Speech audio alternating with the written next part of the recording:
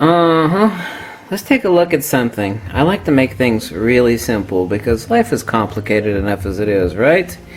Here we have a nice old manual lens.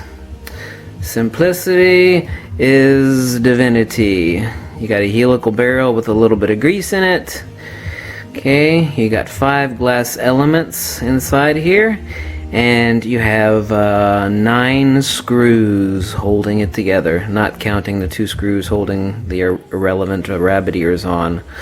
So, you got 3 sections and 4 subplates, the 8 screws, and the 5 glass elements. Okay, there's nothing in here other than glass and the helicoid screw for focusing this lens. As long as you keep it in great shape, it's going to stay that way, right? Keep it in the proper humidity, lack thereof specifically. Now let's talk about something else. Okay? Glass, by the way, is, as I told you before in other videos, a dielectric capacitor. The more glass, the worse it is. I showed you the Leyden jar experiment. Now, let's take a look at something else. Okay, I just got done taking this apart for you all. I've taken more than a few apart. So, let's look at what we have here. Oh, yes, absolutely. This was the Nikon 18 to 135 3556 DX lens with ED glass. Total of 38 screws, so 30 more than this lens. You've got 3 circuit boards.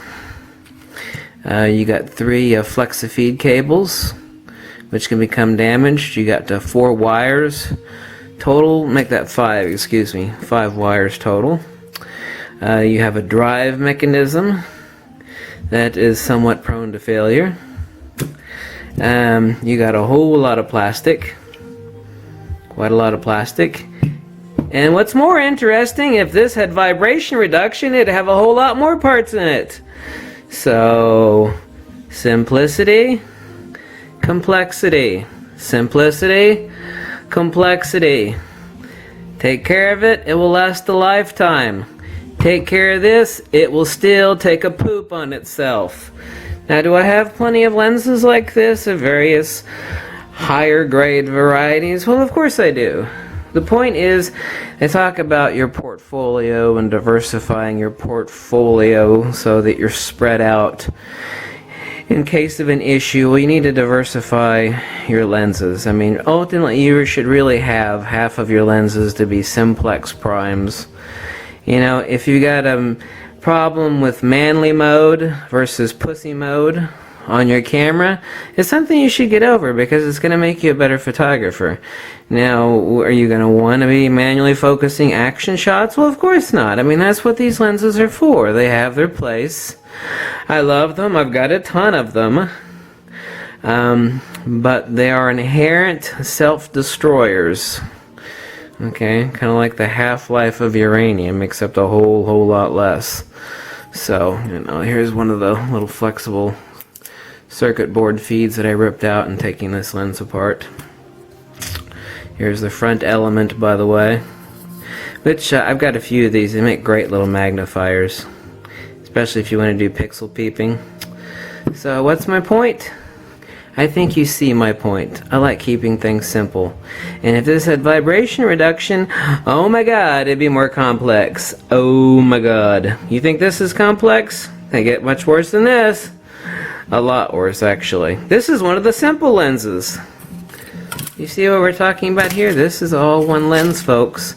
Not only that, it is one simple lens. Where were the aperture blades? I yanked out the aperture blades. A lot of you people would love to see what the aperture blades, and they're all of the same quality. It doesn't matter if it's a $2,000 Nikkor lens or a $300 Nikkor lens. Let's take a look at something probably people want to see. It's like, well, how fragile are those little suckers? They look stiff.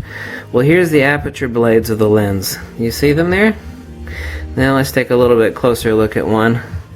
You see they actually have little hard spots back here where they mount into their assembly. So how fragile are they? Yes, not much more rigid than like a coarse dog hair, actually. And yes, these are aperture blades. Yep, that's what those little suckers are. A lot more fragile than you thought, huh? Guess what? The aperture blades on this are different material. A little bit sturdier than these are.